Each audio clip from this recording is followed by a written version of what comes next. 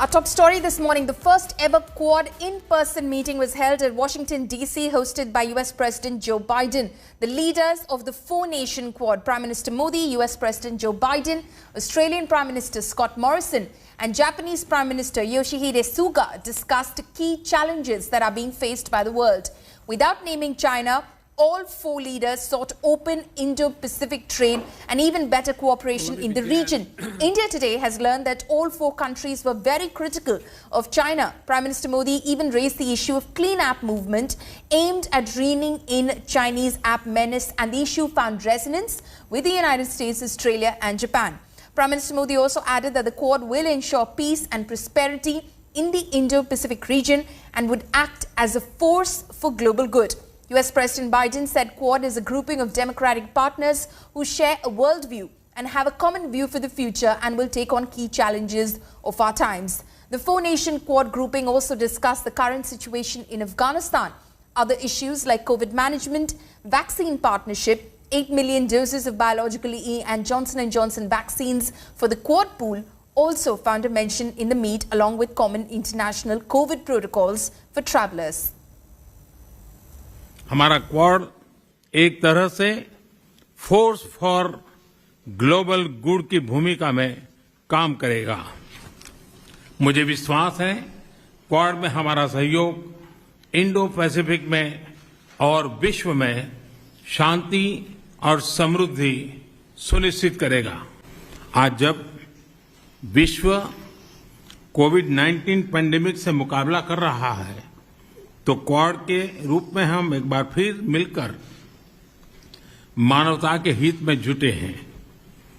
हमारा quad vaccine initiative Indo Pacific देशों की बड़ी मदद करेगा।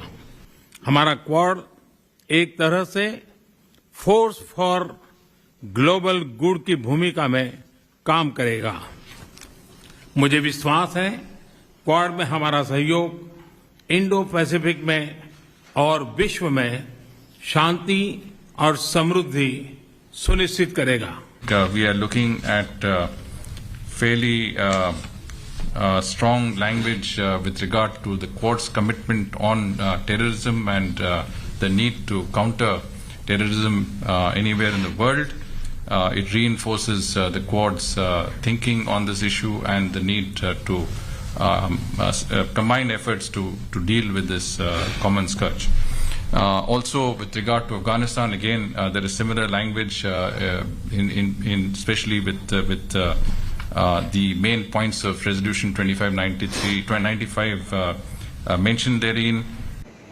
Well, a strengthened Quad is in everybody's favor. It is a force for good, as Prime Minister Narendra Modi put it, and that's what the focus has been when the leaders met. There are a lot of deliverables when it comes to how they're going forward, whether it is cyberspace, technology, advanced military and security cooperation, or for that matter, trade and connectivity. We are seeing on all aspects India, Japan, US, Australia coming together to counter forces like China who've continued bullying. The statement that comes is one that really, in no uncertain words, says that these countries and the countries in the region are not going to continue taking bullying from China. And to that effect, there are a lot of announcements when it comes to technology sharing, software, the trade and connectivity aspect, as also the security aspect. Not primarily military, but security certainly is a primary aspect in the Quad grouping. Right, so let us take you through some of the key takeaways of the Quad summit. The first big takeaway, of course, was that Prime Minister Narendra Modi called out Chinese app menace. That was one of the big takeaways of that Quad summit that happened. Prime Minister Modi also raised the clean app movement as well. The Quad leaders, they were putting the Taliban on notice as well in order to not harbor terrorism. They called the Taliban out. Also, combine efforts to deal with terrorism. That was one of the key takeaways of the Quad meeting. Free and open Indo-Pacific for trade. Another big takeaway from that Quad summit that happened in Washington, D.C. Now, ahead of that Quad summit in Washington, D.C., China slammed the Quad's agenda. Beijing said, and I quote, "The formation of exclusive closed cliques runs against the trend of times." Now, this as the Quad aims at countering and the growing Chinese aggression in the Indo-Pacific region. Here's more. Quad has rattled China. The summit between the US, India, Australia and Japan is bothering China so much so that Beijing issued a statement ahead of the historic talks.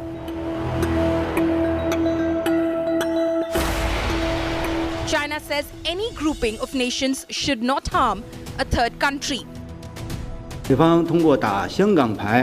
China always believes that any regional cooperation mechanism should not target a third party or harm its interests. The Chinese Foreign Ministry spokesperson further added, "Seeking exclusive closed cliques against a third country runs against the trend of the times and aspiration of countries in the region. It will find no support."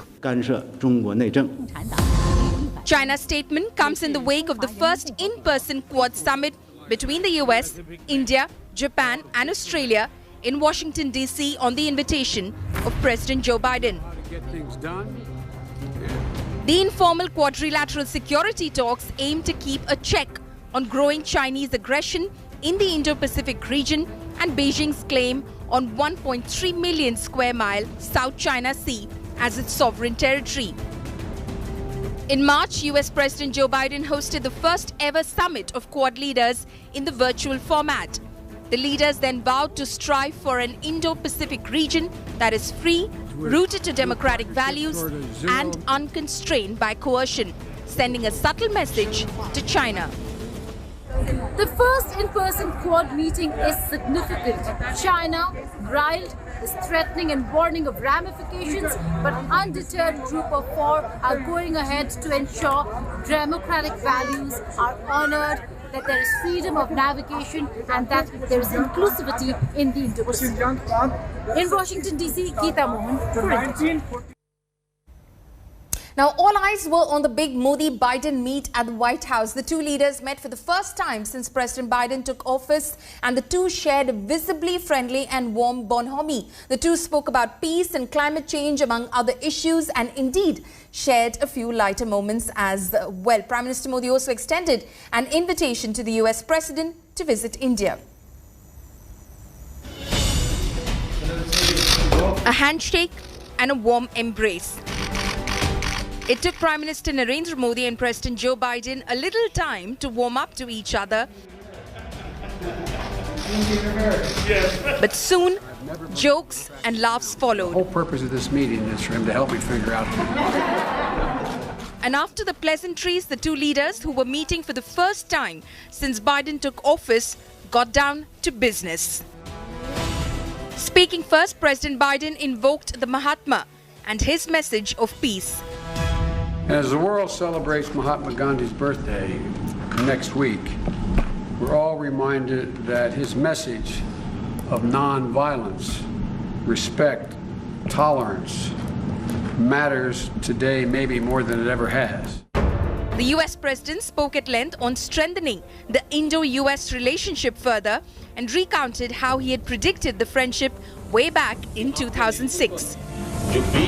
I think that the relationship between India and the United States, the largest democracies in the world,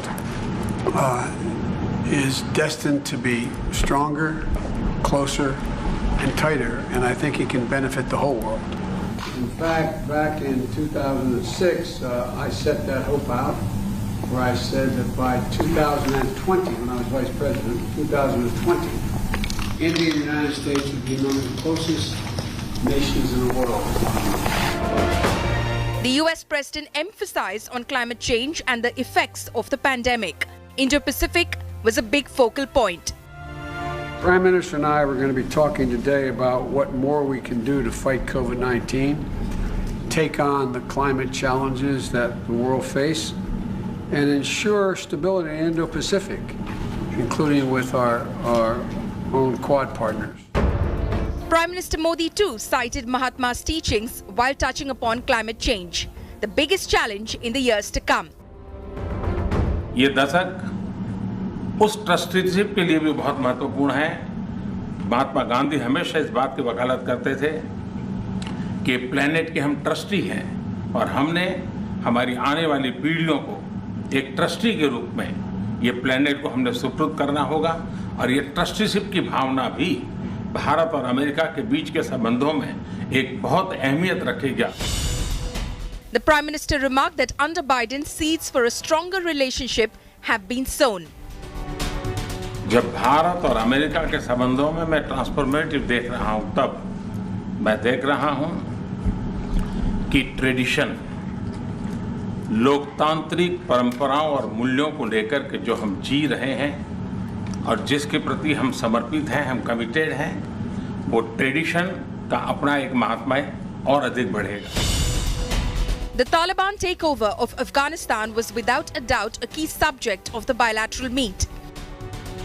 Both leaders called upon the Taliban to adhere to its commitment to ensure that Afghanistan is not used for terrorism against any country. The two sides underscored the importance of combating terrorism in Afghanistan. They called on the Taliban to adhere to these and all of its commitments under Resolution 2593. That includes obviously the issue of, as I said, ensuring that Afghan territory is not used to threaten or attack any countries, to shelter or train terrorist groups, to plan or finance terrorist attacks. The meet had several lighter moments as the leaders walked down memory lane a bit. When I was elected as a 29-year-old kid in 1972, before I was sworn in, I got a letter from a person named Biden, last name, in Mumbai, from Mumbai. The next morning I had a press conference going away, and the Indian press said, someone spoke up, you have 5 Bidens in India. To that, Prime Minister Modi had a repartee ready. आपने भारत में Biden surname के लोगों के सामने बड़ा detail में जिक्र किया। आपने मेरे साथ भी इस बात का उल्लेख किया था। तो बाद में मैंने काफ़ी कुछ कागजात खोजने की कोशिश की है। कागजात में लेकर के भी आया हूँ। हो सकता है शायद उसमें से कुछ आगे का निकल आए, शायद आपको कुछ काम आए। And today I have brought along some documents. Maybe we'll be able to take this matter forward, and maybe those documents could be of use to you. Are we related? Yes.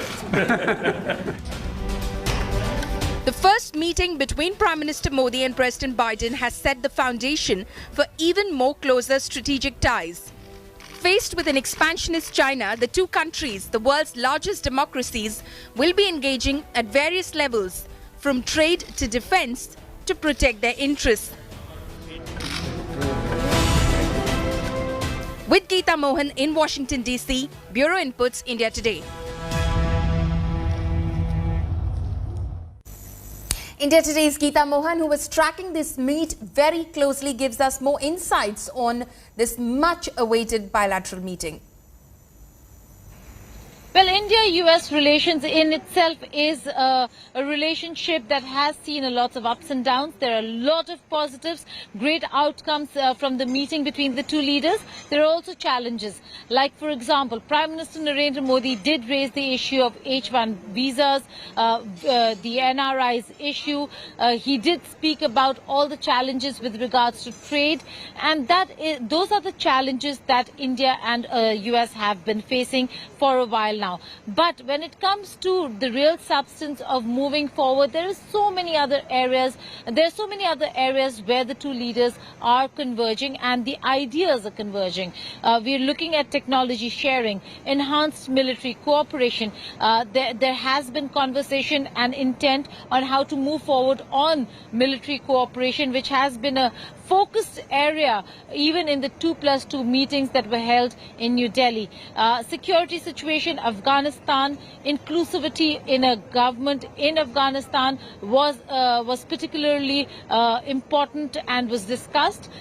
Terrorism, counter-terrorism issues also discussed.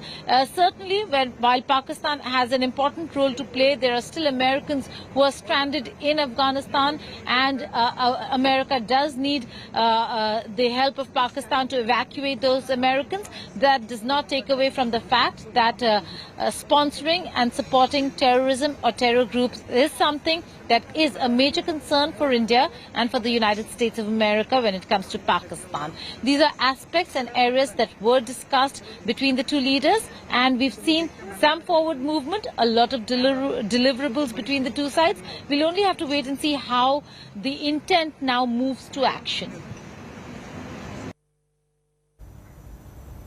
And now all eyes are on Prime Minister Modi's UNGA address. Prime Minister Narendra Modi has reached New York, where he is scheduled to address the 76th session of the United Nations General Assembly. He will be addressing the UNGA at 6:30 p.m. this evening. Indian diaspora welcomed Prime Minister Modi and chanted Vande Mataram and Bharat Mata Ki Jai outside the hotel where he's staying in New York. The Prime Minister is expected to raise the issue of terrorism, highlight India's contribution to the world during the COVID-19 pandemic, the Afghanistan crisis, vaccine exports, among other issues. He will leave for India after his UNGA address at 9:15 p.m.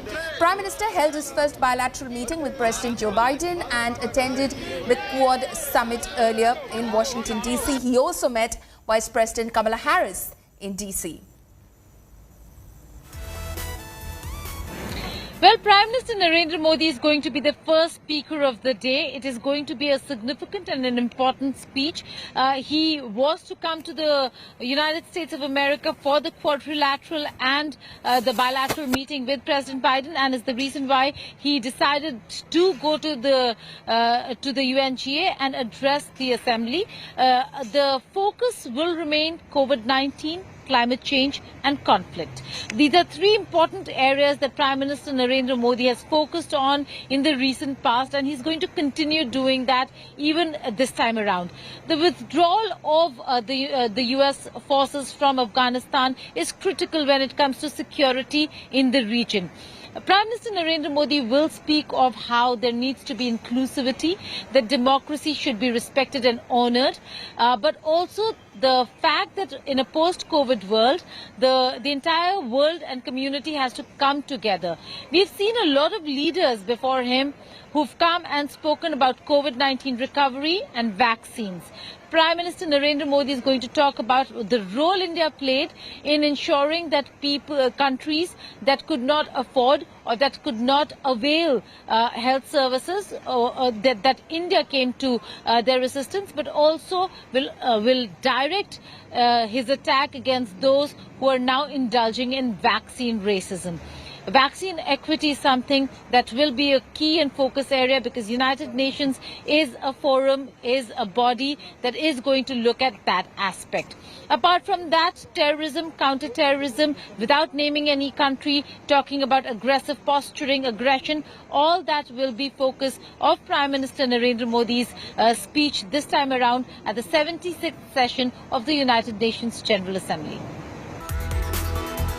Welcome back. Ahead of Prime Minister Narendra Modi's speech at the United Nations General Assembly, Pakistan tried to spread propaganda about Jammu and Kashmir and against India. Imran Khan, in a series of lies, alleged illegal activities and unilateral measures in Jammu and Kashmir and said that atrocities were inflicted on minorities in India.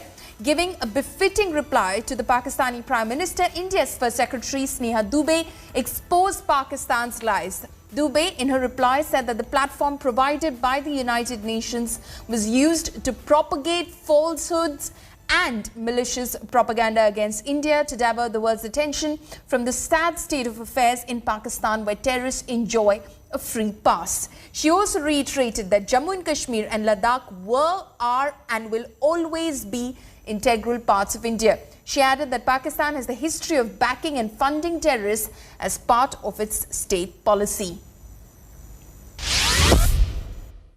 Islamophobia is another pernicious phenomena that we all need to collectively combat. In the aftermath of the 9/11 terrorist attacks, terrorism has been associated with Islam by some quarters. This has increased the tendency of right-wing, xenophobic and violent nationalists, extremists and terrorist groups to target Muslims. I call on the Secretary General to convene a global dialogue on countering the rise of Islamophobia. We heard the leader of Pakistan trying to justify acts of terror. Such defense of terrorism is unacceptable in the modern world. We keep hearing that Pakistan is a victim of terrorism. This is the country which is an arsonist disguising itself as a firefighter. Pakistan nurtures terrorists in their backyard in the hope that they will only harm their neighbors. New Delhi has also embarked on what it ominously calls the final solution for Jammu and Kashmir dispute. It has undertaken a series of illegal and unilateral measures in occupied Jammu and Kashmir since 5th August 2019. It has unleashed a reign of terror by an occupation force of 900,000. The entire union territories of Jammu and Kashmir and Ladakh were, are, and will always be an integral and inalienable part of India. This includes the areas that are under the illegal occupation of Pakistan. We call upon Pakistan to immediately vacate all areas under its illegal occupation.